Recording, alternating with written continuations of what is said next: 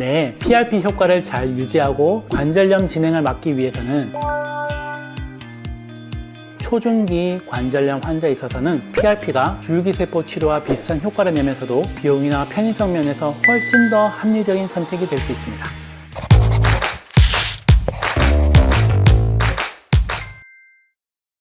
무릎 퇴행성 관절염을 기준으로 보면 총 1기에서 4기까지 중에서 1기에서 3기, 즉 초기와 중기 환자들에게서 특히 좋은 결과를 기대할 수 있습니다.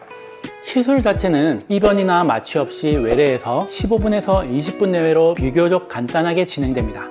맞자마자 즉각적인 효과가 나타나기보다는 우리 몸의 재생 과정이 시작될 시간이 필요합니다.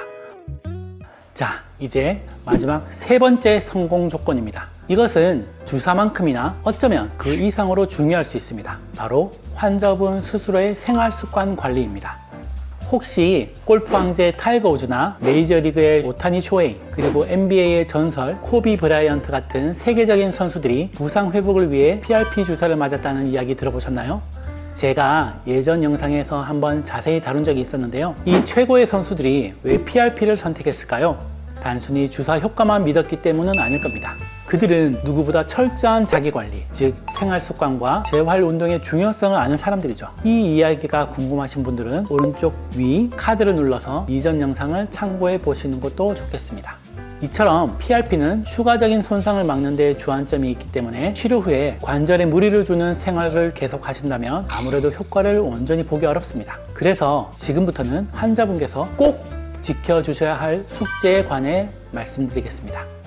세계적인 선수들도 맞는 주사라고 하니 신뢰가 가네요. 동시에 그들처럼 철저한 관리가 동반돼야 된다는 말씀이시군요. 주사 치료와 함께 환자분들이 꼭 노력해야 된다는 말씀이신데 어떤 운동을 하고 또 어떤 운동을 피해야 하는지 구체적으로 알려주시면 좋을 것 같아요. 네, PRP 효과를 잘 유지하고 관절염 진행을 막기 위해서는 관절에 부담을 주는 행동을 줄여야 합니다. 첫째로 체중 관리입니다. 체중을 조금만 줄여도 무릎이 받는 부담은 크게 줄어들기 때문에 PRP 치료 효과에 직접적인 영향을 줍니다. 둘째, 피해야 할 운동이 있습니다. 무릎에 직접적인 충격을 주는 걷기, 등산, 계단 오르기 같은 활동은 당분간 피해 주시는 것이 좋습니다. 셋째, 추천하는 운동입니다. 관절에 충격을 주지 않으면서 주변 허벅지 근육을 강화하는 운동이 좋습니다. 실내 자전거나 수영, 아쿠아로빅이 대표적이고 의자에 앉아 다리를 들어 올리는 대퇴사두근 강화 운동도 큰 도움이 됩니다. 자, 이렇게 성공 조건 3가지를 모두 알아봤는데요. 마지막으로 많은 분들이 궁금해하시는 줄기세포 치료, 특히 골수줄기세포 농축물 그리고 PRP와의 관계를 정리해 드리겠습니다.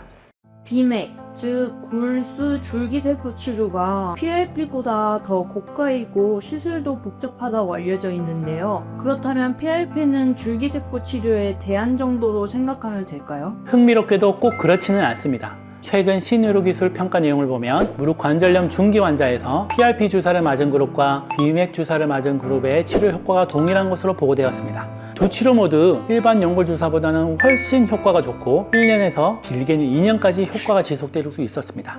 효과가 동일하다면 우리는 당연히 안정성이나 편의성 그리고 통증이 덜한 쪽을 고려해야겠죠.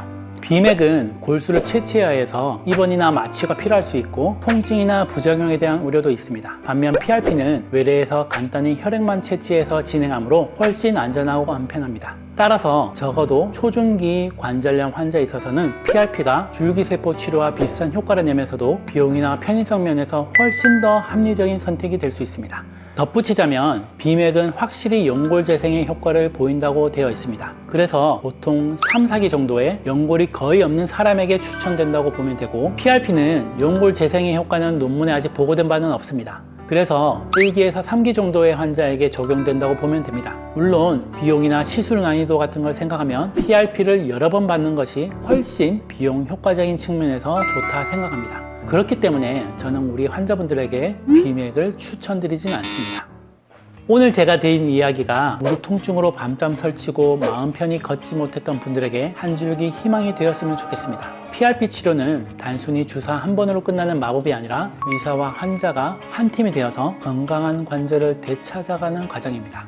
혹시 내 무릎도 좋아질 수 있을까? 더 늦기 전에 치료를 시작해야 되지 않을까? 망설이고 계신다면 더 이상 혼자 고민하지 마세요. 여러분의 이야기를 듣고 현재 상태를 정확히 진단해서 가장 좋은 길을 함께 찾아가 드리겠습니다. 아래의 상태와 고민, 궁금한 점 등을 편하게 댓글로 남겨주시면 꼼꼼하게 확인해서 답변 드리겠습니다.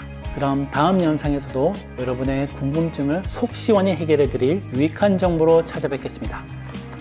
감사합니다.